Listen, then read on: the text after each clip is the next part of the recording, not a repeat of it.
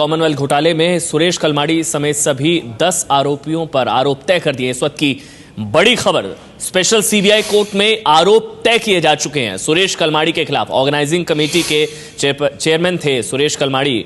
दिल्ली में राष्ट्रमंडल खेलों का आयोजन हुआ था, उस दौरान सुरेश कलमाड़ी ऑर्गेनाइजिंग कमेटी के चेयरमैन थे। स्पेशल सीबीआई कोर्ट में आरोप तय किए जा चुके हैं। कॉमनवेल्थ घोटाले में आरोप तय, 90 करोड़ का नुकसान हुआ था सरकारी खजाने को और इस घोटाले में चार्जशीट फाइल की गई थी और अब आरोप तय किए जा चुके हैं स्पेशल सीबीआई कोर्ट में।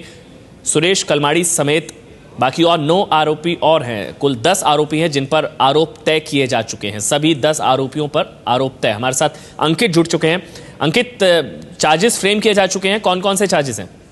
जी अमन, ये जो चार्जेस फ्रेम हो गए हैं सुरेश कलमाड़ी और 9 अन्य लोगों के खिलाफ, और अब से कुछ तो पहले जो कोर्ट ने अपना फैसला सुनाया है उसमें यही कहा है कि सुरेश कलमाड़ी और बाकी जो इस मामले में आरोपी हैं CWG घोटाले मामले में, उन सबके खिलाफ आरोप तय किए गए हैं। लेकिन फिलहाल अभी क्योंकि डिटेल ऑर्डर आना बाकी है, लिहाजा अभी ये साफ नहीं हुआ है कि कौन कौन सी धाराओं में जो चार्जेस फ्रेम किए गए हैं। लेकिन जैसा कि कुछ वकील से जिन्होंने जो है ऑर्डर कॉपी देखी है, उनका ये कहना है कि जो सीबीआई ने इस मामले में चार्जशीट में अपने जिन जिन धाराओं का जिक्र किया था सभी धाराओं में चार्जेस फ्रेम किए गए हैं। लेकिन क्योंकि अभी जो डिटेल ऑर्डर जब तक सामने नहीं आता तब तक ये पुख्ता तौर पर कह पाना मुश्किल है। लेकिन फिलहाल इस वक्त के लिए बड़ी खबर यही है कि सुरेश कलमाड़ी समेत 10 लोगों के खिलाफ CWG घोटाले मामले में आरोप तय हो गए हैं।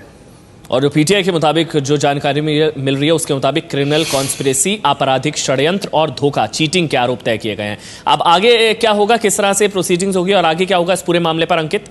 अमन, अब इस मामले की अगली सुनवाई जो 20 फरवरी से शुरू होगी, जहां पर जो हफ्ते में 4 दिन इस मामले की सुनवाई होगी। अभी जज ने ये साफ कर दिया, मामले की सुनवाई कर रही जज ने साफ कर दिया है कि अब जो है हफ्ते में 4 दिन इस मामले की सुनवाई होगी, मंगल, बुध, गुरुवार और शनिवार को। यानी कि एक तरीके से डे टू डे ट्रायल की बात की जा रही है, क्योंकि मामला 2010 का है। 2011 में चार्जशीट फाइल हो गई थी और उसके बाद से ही लगातार इस मामले में जो है स्क्रूटनी ऑफ डॉक्यूमेंट्स और बाकी जो तकनीकी जो प्रोसीजर होते हैं और जो प्रक्रिया होती है उसके चलते अब तक ये मामला लटका हुआ था। लेकिन आज क्योंकि अब इसमें आरोप तय हो गए हैं, 20 तारीख से जो सुनवाई शुरू होगी उसमें वो सबूत और गवाह अदालत सुनाए जाएंगे जिनका जिक्र सीबीआई ने अपनी चार्जशीट में किया है।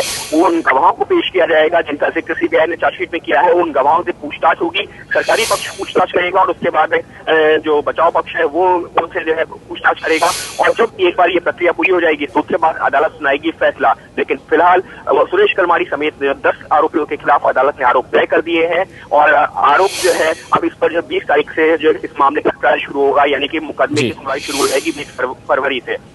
और तब तक सुरेश कलमाड़ी कहाँ रहेंगे अंकित?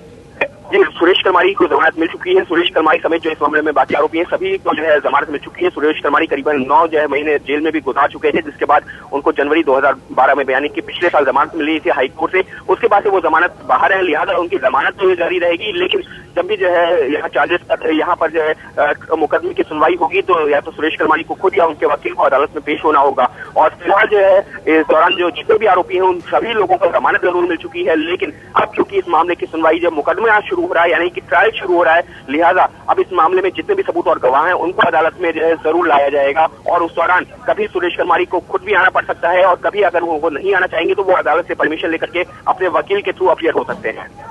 चलिए अंकित, आपसे ये भी समझना चाहेंगे क्योंकि चार्जेस फ्रेम आज किए जा चुके हैं, चार्जशीट फाइल की थी सीबीआई ने और सीबीआई की स्पेशल कोर्ट ने आज आरोप तय कर दिए हैं। अब अगर आसान भाषा में आपसे समझना चाहे इस फैसले के मायने क्या हैं, क्या मतलब है और कानूनी कार्रवाई इस पूरे मामले में किस तरह से आगे बढ़ेगी? अब हमें चार्जेस फ्रेम होने का ये जो प्रक्रिया होती है ये वो प्रक्रिया होती है जहां पर जो है इससे पहले जो भी आरोपी होते हैं उनको जो चार्जशीट की कॉपी सप्लाई की जाती है। चार्जशीट की कॉपी जो है जब दे दी जाती है तो उसके बाद वकील ये देखते हैं कि जो इस मामले में जितने भी सबूत और गवाह हैं क्या उनके बारे में उनको जानकारी मिल गई है। और जब ये सुनिश्चित हो जाता है कि आरोपियों के पास में पूरी जानकारी पहुंच चुकी है कि उनके खिलाफ क्या क्या धाराएं लगी हुई है, क्या क्या सबूत और गवाह हैं, तो उसके बाद अदालत जो है आरोप तय करती है, जो कि आज प्रक्रिया हुई है। और आरोप तय करने का जो फैसला होता है वो इस वजह से इंपॉर्टेंट कहा जा सकता है, महत्वपूर्ण होता है, क्योंकि उसके बाद ही मुकदमे की सुनवाई शुरू होती है, जैसा कि इस मामले में होगी 20 फरवरी से। और उसके बाद में जो सबूत और गवाह होते हैं वो अदालत में लाए जाते हैं, उनसे जेरा होती है और जब वो जेरा पूरी हो जाती है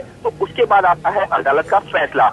यानी कि आज की तारीख इसी वजह से काफी महत्वपूर्ण कही जा सकती है, क्योंकि आज की तारीख के बाद से अब जब अगली सुनवाई होगी तब इस मामले में जो ट्रायल है, जो मुकदमे की सुनवाई है वो शुरू होगी। क्योंकि आज की तारीख से पहले जो हो रहा था वो प्री ट्रायल स्टेज कही जाती है, लेकिन आज के बाद से जो भी कार्रवाई होगी वो ट्रायल स्टेज पर की होगी, यानी कि मुकदमे की सुनवाई अब 20 फरवरी से शुरू होगी सही मायने में। चलिए 20 फरवरी से ट्रायल शुरू होगा सुरेश कलमाड़ी और 10 आरोपियों पर आरोप तय किए जा चुके